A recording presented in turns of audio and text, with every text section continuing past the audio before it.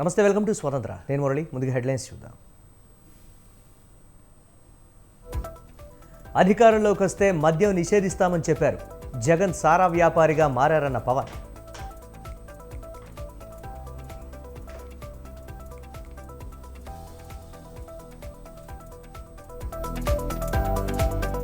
బీజేపీని ఎదుర్కొనేందుకు కూటమి కట్టాయి.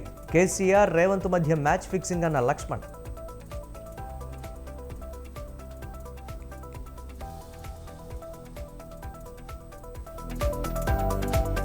రేపు సార్వత్రిక ఎన్నికల నోటిఫికేషన్ జారీ. ఈ నెల 25 వరకు నామినేషన్ల స్వీకరణ.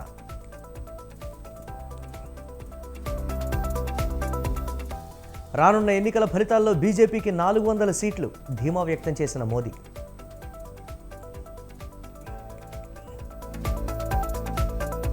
ఎలక్టోరల్ బాండ్లను మోదీ సమర్థించుకోవడం సిగ్గుచేటు. దేశంలో అతిపెద్ద స్కామ్ అన్న ప్రియాంక.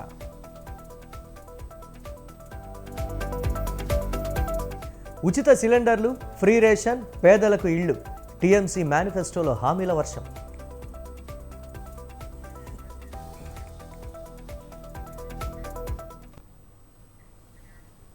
పెడన ప్రజాగళం సభలో జగన్పై చంద్రబాబు నిప్పులు చెరిగారు. వైసీపీ ప్రభుత్వంలో ఎవరైనా ఆనందంగా ఉన్నారా అని మండిపడ్డారు. అందరినీ జగన్ నట్టేట ముంచారని విమర్శించారు. 11 సర్వేల్లో కూటమికి ఎక్కువ లోక్సభ స్థానాలు వస్తాయని తేలిందన్నారు. దీంతో వైసీపీ దొంగ ఓట్లతో గెలవాలని ప్రయత్నిస్తోందని ఆరోపించారు. వైసీపీ కుట్రల్ని 3 పార్టీల కార్యకర్తలు తిప్పికొట్టి రాష్ట్రంలో రామరాజ్యాన్ని నెలకొల్పాలని పిలుపునిచ్చారు.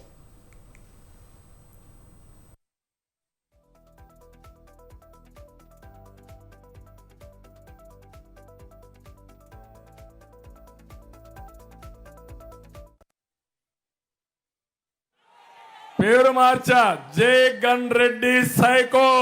నిన్న చాలా సర్వేలు వచ్చాయి. అంటే సర్వేలన్నీ చివరిసారి మళ్ళీ ఎన్నికలైన తర్వాత, పోలింగ్ అయిన తర్వాతనే వేసే అవకాశం ఉంటుంది.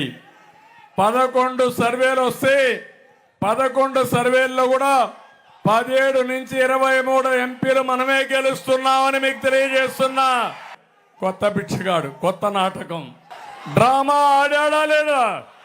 కోడికత్తి డ్రామా ఆడాడా లేదా? నిన్నే గులకరాయి డ్రామా. పవన్ కళ్యాణ్ అక్కడికి వచ్చి ఒక రాయి వేశాడు, గులకరాయి. లేకపోతే చంద్రబాబు నాయుడు ఒక కుట్ర చేశాడు, హత్యా ప్రయత్నం. అర్థం చేసుకున్నారా తమ్ముళ్ళు? వాళ్ళు అంటున్నారు, నీ మీద మాకు కోపం కూడా ఉంది, మాకు క్వార్టర్ బాటిల్ ఇస్తాన్నావు, బిర్యానీ పెడతాన్నావు, డబ్బులు ఎగ్గొట్టావు కాబట్టి నాకు ఆ సమయంలో కోపం వచ్చేసారని గులకరాయి వేశారని అతనే చెప్పే పరిస్థితికి వచ్చాడు. గతంలో కోడికత్తి, గొడ్డలిపోటు డ్రామాలాడి జగన్ ఇప్పుడు గులకరాయి డ్రామాకు తెరలేపారని విమర్శించారు. జగన్పై జరిగిన దాడిని తామంతా ఖండించామన్నారు. పవన్ తనపై కూడా రాళ్లు వేయించారని మండిపడ్డారు.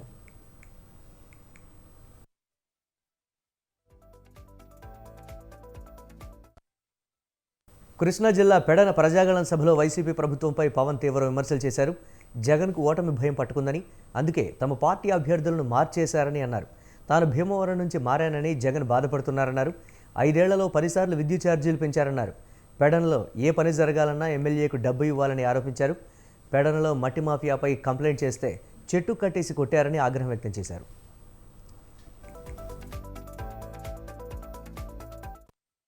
ఇక మత్స్యకారుల పొట్టకొట్టేందుకు జగన్ జీవో 217 తెచ్చారని పవన్ విమర్శించారు. భవన సంక్షేమ కార్మికుల నిధులు దారి మళ్లించారని ఫైర్ అయ్యారు. ఉపాధి హామీ పథకంలో ఎక్కువ అక్రమాలు ఏపీలోనే జరిగినట్లు ఓ కేంద్ర మంత్రి తనతో చెప్పారన్నారు. వైసీపీ 5 ఏళ్ల పాలనలో ఏపీలో అంతా అవినీతే జరిగిందని దుయ్యబట్టారు. ఒక్క అవకాశం ఇవ్వండి, ఒక ఛాన్స్ ఇవ్వండి అంటే మొత్తం నాశనం చేశాడు రాష్ట్రాన్ని జగన్. మేము నిలబడతాను మీకోసం, మేమందరం బలంగా నిలబడతాం. చంద్రబాబు గారి అనుభవం చాలా చాలా అవసరం. వైసీపీ వ్యతిరేక ఓటు చీలకూడదని పదే ఎందుకు చెప్పానంటే, మనకి పెడలలో రైతు కన్నీరు పెట్టకూడదు, చేనేత కళాకారులు బాధపడకూడదు, అలాగే ప్రతి ఒక్కరు కూడా ఆనందంగా ఉండాలి, ఉపాధి అవకాశాలు రావాలి, సకాలంలో ఉద్యోగాలు రావాలి. మీరు జగన్ అని చెప్పే పచ్చి అబద్ధాల్లో మద్యపానాన్ని నిషేధిస్తానని వచ్చిన వ్యక్తి, మద్యపానాన్ని నిషేధిస్తానని చెప్పిన వ్యక్తి ఈ రోజున సారా వ్యాపారిగా తయారైపోయాడు. మద్యాన్ని నిషేధిస్తానని వచ్చిన వ్యక్తి దాదాపు 40,000 కోట్ల రూపాయలు ఈ రోజున డబ్బులు సంపాదించి ఆ డబ్బుతోటి ఈ రోజున ఆంధ్రప్రదేశ్ ముఖ్యమంత్రి వైఎస్ జగన్మోహన్ రెడ్డిపై రాళ్లదాడి కేసులో బెజవాడ పోలీసులు కీలక పురోగతి సాధించారు. దాడికి పాల్పడిన వారిని, వారికి సహకరించిన వారిని అదుపులోకి తీసుకుని ప్రశ్నిస్తున్నారు. 5 సభ్యుల బృందంలో ఒకరు దాడి చేసినట్లు నిర్ధారించారు. ఈ కేసును ఛేదించేందుకు 8 బృందాలు పనిచేశాయి. సింగనగర్ డాబాకొట్ల సెంటర్లో వైఎస్ జగన్పై ఈ నెల 14వ తేదీన రాత్రి 8 గంటలు దాటిన తర్వాత రాయితో గుర్తు తెలియని వ్యక్తులు దాడికి పాల్పడ్డారు. ఈ ఘటనలో జగన్ ఎడమ కంటి కనుపాప పైన గాయమైంది. అదే సమయంలో మాజీ మంత్రి ఎమ్మెల్యే వెల్లంపల్లి శ్రీనివాస్ కూడా గాయమైంది. ఈ ఘటనపై కేసు నమోదు చేసిన పోలీసులు విచారణ నిమిత్తం సిట్ని ఏర్పాటు చేశారు. ఇక ఘటన జరిగిన ప్రాంతంలో సీసీటీవీ ఫుటేజ్లు, పబ్లిక్ తీసిన వీడియోలు, ఫోన్ కాల్ డేటాను పరిశీలించగా ఒక కీలక బ్రేక్ త్రూ దొరికిందని పోలీసులు తెలిపారు. స్థానికంగా నివసించే సత్తి అనే అతని స్నేహితులకు సీఎం జగన్పై దాడితో సంబంధం ఉన్నట్లు ఆధారం దొరకడంతో ఆ 5 పోలీసులు అదుపులోకి తీసుకున్నారు.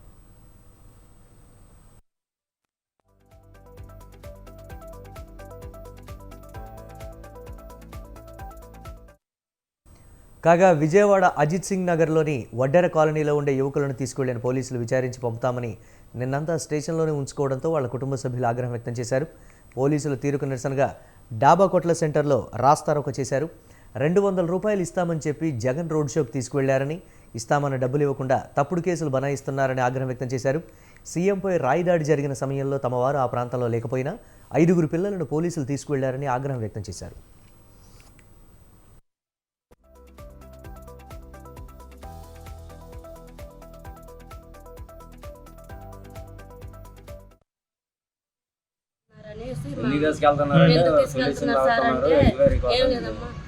ఎందుకు తీసుకెళ్తున్నారు సార్ అంటే సొల్యూషన్ తాగారు, అందుకే తీసుకెళ్తున్నామమ్మా, ఏం లేదు ఎంక్వైరీ చేసి పంపించేస్తాం, మీ పిల్లల్ని మేమేం చెయ్యము అని అన్నారు సార్. అంటే సర్లేనేసి ఇంక తీసుకెళ్ళిపోయారు. వస్తుంటే ఆధార్ కార్డు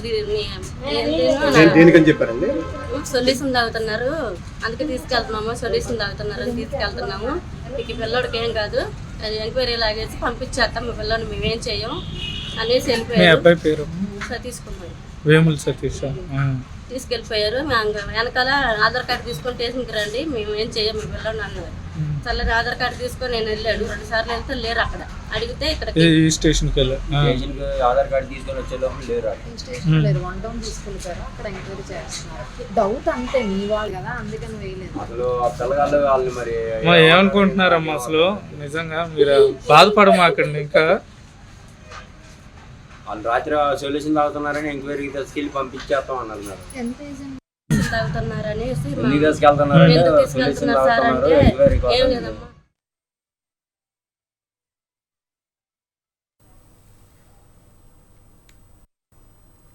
కాంగ్రెస్ నేతల అంచనాకు అనుకున్నట్లుగా గ్రౌండ్ రియాలిటీ కనిపించడం లేదా? పద్ధతి మార్చుకోకపోతే హస్తం నేతలకు చిక్కులు తప్పవా? పార్టీ వ్యూహకర్త సునీల్ కనుగోలు కాంగ్రెస్ పార్టీ నేతలను హెచ్చరించారా? ఇటీవల సునీల్ చేసిన సర్వే రిపోర్ట్ పార్టీలో చర్చనీయాంశంగా మారిందా? ఇంతకీ సునీల్ కనుగోలు రిపోర్టులో ఏముంది?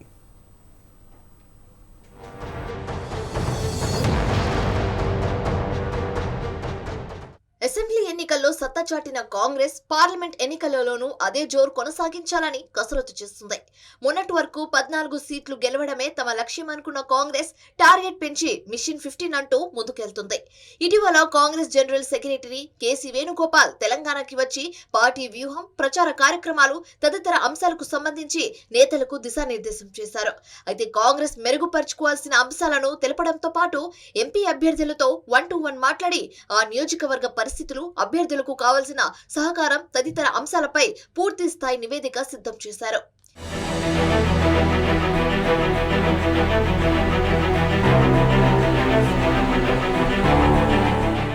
కేసీ వేణుగోపాల్ సడన్ విజిట్ పై పార్టీలో చర్చ నడుస్తుంది. ఉన్నట్టుండి కేసీ వేణుగోపాల్ తెలంగాణకి రావడం, ఇక్కడ మంత్రులు, కీలక నాయకులతో మీటింగ్ పెట్టడంలో మతలబు ఏంటి అని ఆ మీటింగ్ కు ఆహ్వానం అందిన నాయకులు గుసగుసలాడుతున్నారు. అయితే కేసీ వేణుగోపాల్ రాక వెనుక పెద్ద సంగతే ఉన్నట్లుగా సమాచారం.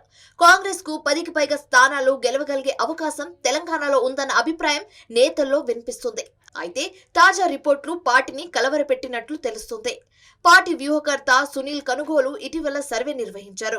కాంగ్రెస్ గెలుస్తామనుకుంటున్న సీట్లకు, గెలవగలిగే స్థానాలకు చాలా తేడా ఉన్నట్లుగా ఈ రిపోర్టులో బయటపడినట్లు సమాచారం.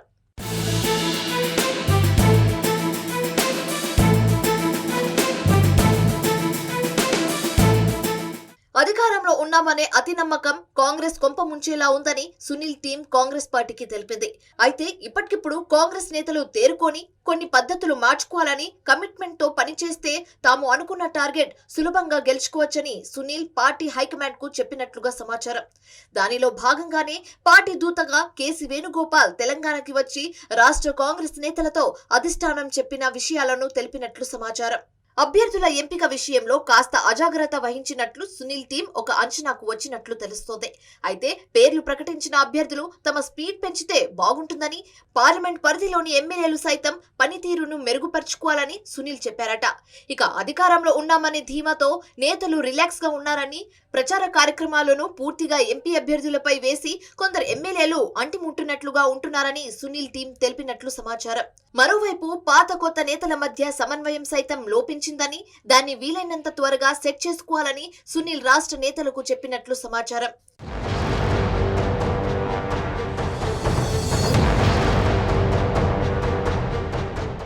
సునీల్ ఇచ్చిన రిపోర్ట్ లో పార్టీలో చేరిక అంశాన్ని కూడా ప్రధానంగా పేర్కొన్నారు. కాంగ్రెస్ లోకి రావడానికి చాలా మంది రెడీగా ఉన్నప్పటికీ కొత్త వాళ్ళు వస్తే తమ పరిస్థితి ఏమవుతుందనే భయంతో చేరికలను అడ్డుకుంటున్నట్టు సునీల్ దృష్టికి చేరినట్లు సమాచారం.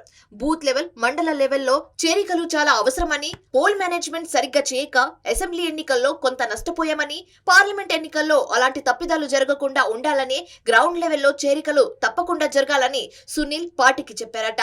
దానిలో భాగంగా చేరికలను ఎవరు అడ్డుకోవద్దని కేసీ వేణుగోపాల్ పదే పదే చెప్పినట్లు తెలుస్తోంది. సునీల్ తన వ్యూహంతో కర్ణాటక, తెలంగాణలో పార్టీని అధికారంలోకి తెచ్చారు. ఇప్పుడున్న పరిస్థితిలో అవకాశం ఉన్న ప్రతి సెగ్మెంట్ గెలవడం కాంగ్రెస్ పార్టీకి అత్యంత కీలకం. కొన్ని మార్పులు చేసుకుంటే ఆ నియోజకవర్గం గెలుస్తుంది అనుకుంటే అక్కడ ఎన్ని మార్పులు చేయడానికైనా, ఎంత కష్టపడడానికైనా సిద్ధపడాలని కాంగ్రెస్ హైకమాండ్ రాష్ట్ర నేతలకు తేల్చి చెప్పింది. ఇక సునీల్ చెప్పిన సలహాలు రాష్ట్ర నేతలు ఎంతవరకు పాటిస్తారో చూడాలి మరి.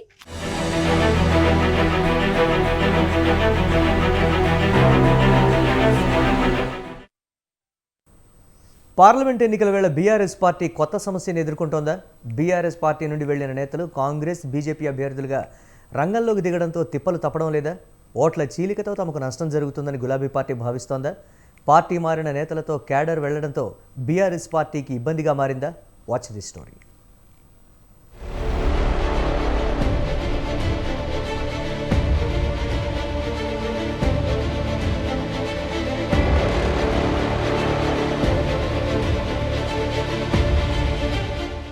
పార్లమెంట్ ఎన్నికల్లో బీఆర్ఎస్ పార్టీకి పాత నేతలు ఇబ్బందిగా మారారు. బీఆర్ఎస్ పార్టీకి చెందిన 9 మంది నేతలు పార్టీ మారి కాంగ్రెస్, బీజేపీ పార్టీల తరపున అభ్యర్థులుగా బరిలో నిలిచారు. దీంతో పార్టీ మారిన నేతలతో బీఆర్ఎస్ కేడర్ సైతం వారి బాటలోనే నడిచింది. ఈ నేపథ్యంలో ఇప్పుడు పార్లమెంట్ ఎన్నికల్లో ఓట్లు చేరడం ద్వారా తమకు నష్టం జరిగే అవకాశం ఉందని గులాబీ పార్టీలో చర్చ జరుగుతుంది. అందుకే క్షేత్రస్థాయిలో పార్టీ కేడర్ చేజారకుండా బుజ్జగింపులకు దిగుతున్నారట కారు పార్టీ నేతలు.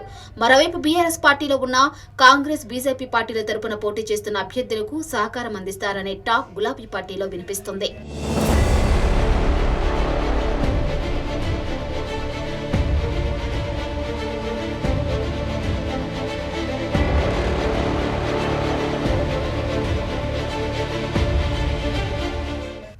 పార్లమెంట్ ఎన్నికల్లో బీఆర్ఎస్ పార్టీ నుండి వెళ్లిన 9 మంది నేతలు కాంగ్రెస్, బీజేపీ పార్టీల నుంచి బరిలో ఉన్నారు. ఖైరతాబాద్ బీఆర్ఎస్ ఎమ్మెల్యే దానం నాగేందర్ కాంగ్రెస్ పార్టీలో చేరి సికింద్రాబాద్ ఎంపీ అభ్యర్థిగా పోటీ చేస్తున్నారు. బీఆర్ఎస్ మాజీ ఎంపీ గోడెం నాగేష్ బీజేపీలో చేరి ఆదిలాబాద్ నుండి పోటీ చేస్తున్నారు.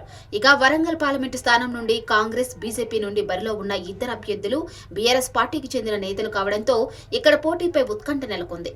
కాంగ్రెస్ అభ్యర్థిగా పోటీ చేస్తున్న కడియం కావ్యకు తొలుత బీఆర్ఎస్ టికెట్ ఇచ్చింది. ఆ తర్వాత తన తండ్రి ఎమ్మెల్యే కడియం శ్రీహరితో కలిసి కాంగ్రెస్ పార్టీలో చేరారు. ఇప్పుడు కడియం కావ్య వరంగల్ నుండి కాంగ్రెస్ అభ్యర్థిగా పోటీ చేస్తున్నారు. అటు బీఆర్ఎస్ వర్ధన్నపేట మాజీ ఎమ్మెల్యే ఆరూరు రమేష్ బీజేపీ నుంచి వరంగల్ బరిలో దిగనున్నారు.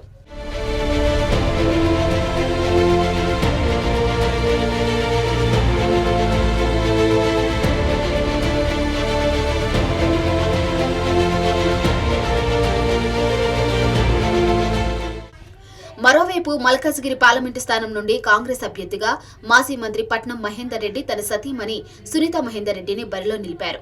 పట్నం దంపతులు అసెంబ్లీ ఎన్నికల తరువాత బీఆర్ఎస్ పార్టీ నుండి కాంగ్రెస్ పార్టీలో చేరారు. ఇక బీజేపీ పార్టీ నుండి ఈటెల రాజేందర్ పోటీ చేస్తున్నారు. ఈటెల గతంలో బీఆర్ఎస్ పార్టీలో కీలక నేతగా ఉన్నారు. కేసీఆర్ కేబినెట్ లో మంత్రిగా కూడా పనిచేశారు. ఇకపోతే చేవెళ్ల పార్లమెంటు స్థానంలో కాంగ్రెస్ పార్టీ నుండి గడ్డం రంజిత్ రెడ్డి పోటీ చేస్తున్నారు. 2019 లోక్సభ ఎన్నికల్లో రంజిత్ రెడ్డి బీఆర్ఎస్ పార్టీ నుండి చేవెళ్ల ఏఆర్ఎస్ పార్టీ నుండి ఎంపీగా గెలిచారు.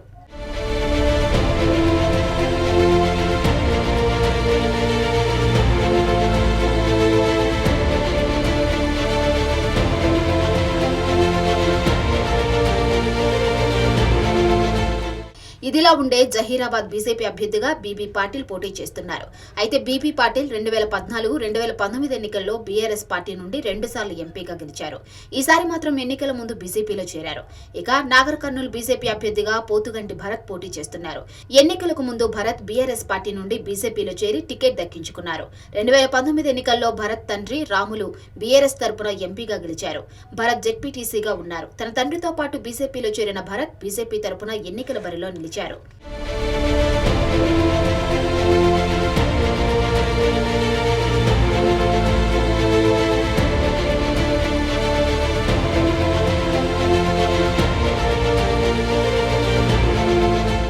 ఇక భువనగిరి పార్లమెంటు స్థానంలో బీజేపీ నుండి బోర నర్సయ్య గౌడ్ పోటీ చేస్తున్నారు.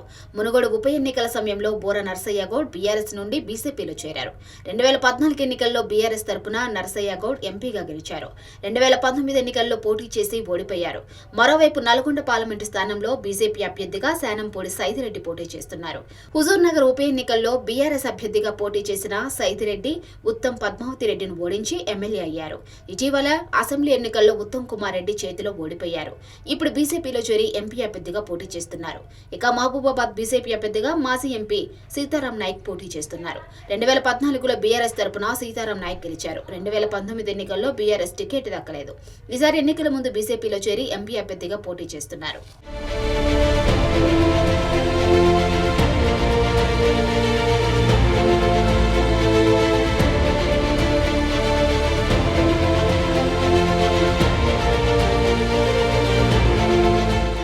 ఇలా మొత్తానికి పార్లమెంట్ ఎన్నికల్లో కాంగ్రెస్ బీజేపీ తరపున బీఆర్ఎస్ పార్టీ నుండి వెళ్లిన నేతలు పోటీ చేస్తూ ఉండటంతో తమ ఓట్లు ఎక్కడ ఆ 2 పార్టీల అభ్యర్థులకు మళ్లుతాయనే ఆందోళన గులాబీ శ్రేణుల్లో వ్యక్తమవుతుందట.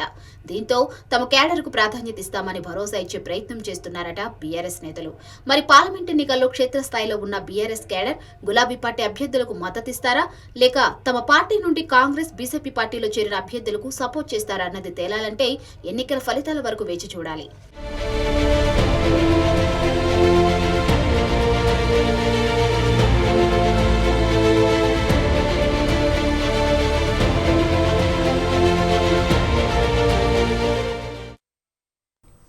వివాదాలు ఎప్పుడూ ఆయన చుట్టే ఉంటాయి. భూ కబ్జా అనగానే అందరికీ ముందుగా గుర్తుకు వచ్చేది ఆ మాజీ ఎమ్మెల్యే. వివాదాల ఎమ్మెల్యేగాను ఆనాడు పేరు తెచ్చుకున్నారు.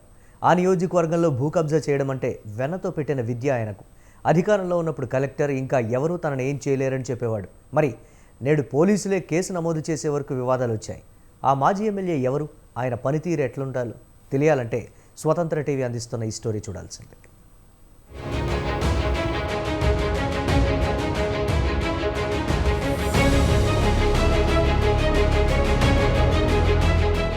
ఉమ్మడి వరంగల్ జిల్లాలో కొందరు ఎమ్మెల్యేల తీరు మాజీలు అయిన తర్వాత వివాదాస్పదంగా మారుతున్నాయి.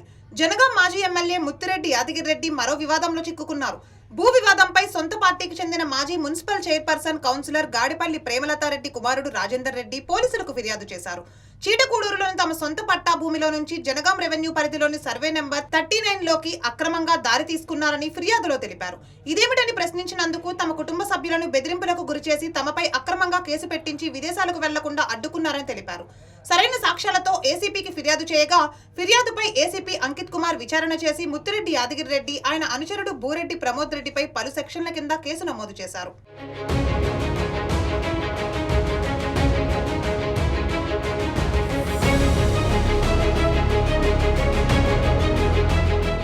ఎమ్మెల్యేగా ఉన్న సమయంలో అధికారాన్ని అడ్డం పెట్టుకుని అడ్డదారిలో భూ కబ్జా చేశారని ఫిర్యాదులో తెలిపారు రాజేందర్ రెడ్డి. అదేవిధంగా తనపై అక్రమ కేసులు పెట్టించి అనేక ఇబ్బందులకు గురి చేశారని ఆవేదన వ్యక్తం చేశాడు. అప్పటి ఎమ్మెల్యే ప్రస్తుత బీఆర్ఎస్ నేత ముత్తిరెడ్డి యాదగిరి రెడ్డిని ప్రశ్నించిన పాపానికి తన కుటుంబ సభ్యులను బెదిరించారని వాపోయాడు. అంతేకాకుండా తనను విదేశాలకు వెళ్లకుండా అడ్డుకున్నారని ఆ ఫిర్యాదులో పేర్కొన్నారు రాజేందర్ రెడ్డి.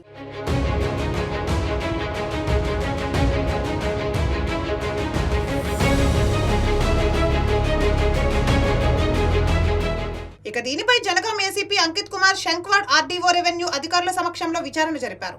వివాదాస్పద భూమిని పరిశీలించి పూర్తి స్థాయిలో విచారణ జరిపిన అనంతరం జనగాం పోలీస్ స్టేషన్లో 447, 427, 506 RW 34 ఐపీసీ సెక్షన్లో కేసులు నమోదు చేశారు. కేసులో ముత్తిరెడ్డి యాదగిరి రెడ్డిని పోలీసులు అరెస్ట్ చేసే అవకాశం ఉంది. గతంలో తన సొంత కూతురే ముత్తిరెడ్డి యాదగిరి రెడ్డిపై అనేక ఆరోపణలు చేశారు. తన తండ్రి కబ్జా కోరు అని చేర్యాల భూమి విషయంలో ఆయనపై స్టేషన్లో ఫిర్యాదు చేశారు. హైకోర్టు దాకా ఈ విషయం వెళ్ళింది. అయినా కూడా ముత్తిరెడ్డి తన పద్ధతి మార్చుకోలేదు. సొంత కూతురే అతనిపై ఫిర్యాదు చేసింది. కబ్జా భూములు అంటే ముత్తిరెడ్డికి ప్రాణం అని జనగాం నియోజకవర్గ ప్రజలు అంటున్నారు. గతంలోనూ అనేక సార్లు ముత్తిరెడ్డిపై భూ వివాదాల కేసులు చుట్టుముట్టాయి. అనేక ఫిర్యాదులు వెల్లువెత్తాయి. అధికారంలో ఉన్నంతకాలం ఆరోపణలు కొట్టిపారేసిన ముత్తిరెడ్డి ఇప్పుడు తాజాగా మరో కేసులో ఇరుక్కోవడం చర్చనీయాంశంగా మారింది.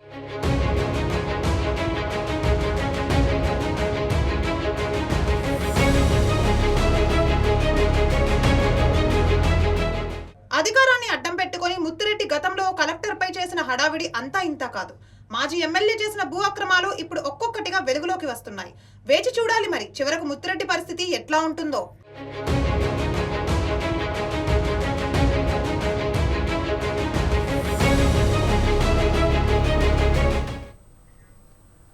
దేశంలో మనీ, మద్యం, మాదక ద్రవ్యాల పాలిటిక్స్ ఓ రేంజ్లో నడుస్తున్నాయి. వేల కోట్లలో పట్టుబడ్డ సొత్తే ఇందుకు సాక్ష్యం. అవును, ఎన్నికల కోడ్ ఉన్నా, ఎవరెన్ని ఆంక్షలు పెట్టినా అవేవి లెక్క చేయకుండా జనాన్ని ప్రలోభపెట్టి ఓట్లు దండుకునే పనిలో పడ్డాయి రాజకీయ పార్టీలు.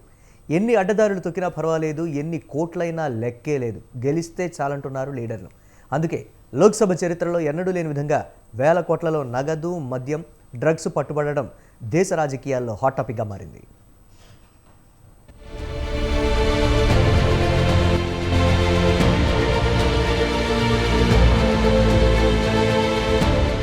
ప్రజాస్వామ్యబద్ధంగా జరగాల్సిన ఎన్నికలు గాడి తప్పుతున్నాయి. చెప్పడానికే శ్రీరంగనీతులు కానీ మేం పాటించమన్న రీతిలో ఎలక్షన్ రూల్స్ ని గాలి కొదిలేస్తున్నారు నేతలు. అందుకే యావత్ దేశమే విస్తపోయేలా తొలి దశ పోలింగ్ జరగక ముందే 4,650 కోట్ల నగదును పట్టుపడ్డం, అది రోజుకు సగటున 100 కోట్లు అని లెక్క తేలడం అందరినీ ఆశ్చర్యపరుస్తుంది. కేంద్ర ఎన్నికల సంఘం వెల్లడించిన లెక్కల ప్రకారం మార్చి 1వ తేదీ నుంచి ఈ నెల 15 వరకు దేశవ్యాప్తంగా 45 రోజుల వ్యవధిలో 4,650 కోట్లు విలువైన డబ్బు, మద్యం, ఇతర తైలాలు, మాదక ద్రవ్యాలను సీజ్ చేసినట్టు ఈసీ వెల్లడించింది. ఇందులో నగదు 395.39 కోట్లు కాగా బంగారం, వెండి వంటి విలువైన లోహాల రూపంలో 562.10 కోట్లు పట్టుపడింది. అలాగే 489.31 కోట్లు విలువ చేసే 3.58 కోట్ల లీటర్ల మద్యం కూడా పట్టుపడింది.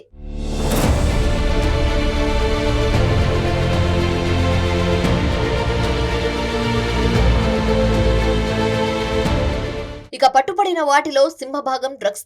సీజ్ చేసిన మొత్తం 4,658.16 కోట్లలో మాదక ద్రవ్యాల వాటనే 45% వరకు ఉంది. అధికారులు జరిపిన తనిఖీల్లో మొత్తం 2,068.85 కోట్లు విలువ చేసే డ్రగ్స్ దొరికాయి. 2019 ఎన్నికల సమయంలో 1,279.9 కోట్లు విలువ చేసే డ్రగ్స్ పట్టుపడ్డాయి. ఇక టీవీలు, ఫ్రిడ్జ్లు, మొబైల్ ఫోన్లు, ఇతర ఎలక్ట్రానిక్ గృహోపకరణాలు బహుమతుల రూపంలో 1,142.49 కోట్ల దాకా పట్టుపడ్డాయి. 75 ఏళ్ల లోక్సభ ఎన్నికల చరిత్రలో ఇదే అత్యధిక మొత్తమని ఈసీ పేర్కొంది. గత లోక్సభ ఎన్నికల సమయంలో 3,475 కోట్లకు పైగా పట్టుపడింది. అప్పటితో పోలిస్తే ఇది 34% అధికమని తెలిపింది. సమగ్ర ప్రణాళిక, సంయుక్త కార్యాచరణ, దర్యాప్తు సంస్థలు, భద్రత బలగాల మధ్య సమన్వయంతో పాటు పౌరుల సహకారంతోనే ఇంత పెద్ద మొత్తంలో స్వాధీనం చేసుకోగలిగామని ఈసీ తన ప్రకటనలో తెలిపింది.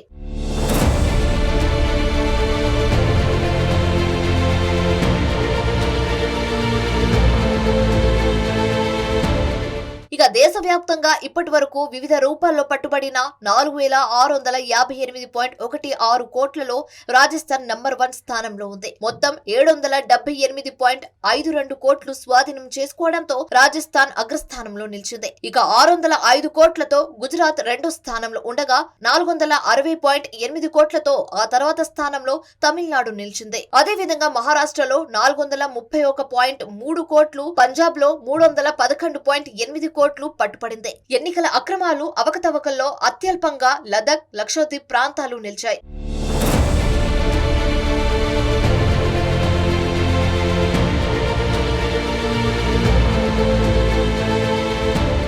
ఇకపోతే ఆంధ్రప్రదేశ్ లోనూ భారీగానే సొత్తును సీజ్ చేశారు ఎన్నికల అధికారులు. రాష్ట్రంలో ఇప్పటి వరకు 125.97 కోట్లు విలువ చేసే సొత్తును స్వాధీనం చేసుకున్నట్లు రాష్ట్ర ప్రధాన ఎన్నికల అధికారి ముఖేష్ కుమార్ మీనా పేర్కొంటూ ఆ వివరాలు వెల్లడించారు. ఇప్పటి వరకు స్వాధీనం చేసుకున్న మొత్తంలో 32.15 కోట్లు నగదు, 19.72 కోట్లు విలువైన లిక్కర్, 4.06 కోట్లు విలువైన డ్రగ్స్, 57.14 కోట్లు విలువైన ప్రెషస్ మెటల్స్, 12.89 కోట్లు విలువైన ఇతర వస్తువులు స్వాధీనం చేసుకున్నట్లు తెలిపారు. అంతర్రాష్ట్ర చెక్ పోస్టులు, రాష్ట్ర వ్యాప్తంగా చెక్ పోస్టులు, పటిష్టమైన నిఘా, అధికారులు, పోలీసులు నిరంతరాయంగా గస్తీ కాయడంతో పాటు పౌరుల భాగస్వామ్యం, సాంకేతిక సహకారం వల్లే ఈ సొత్తును స్వాధీనం చేసుకోగలిగామన్నారు ముఖేష్ కుమార్.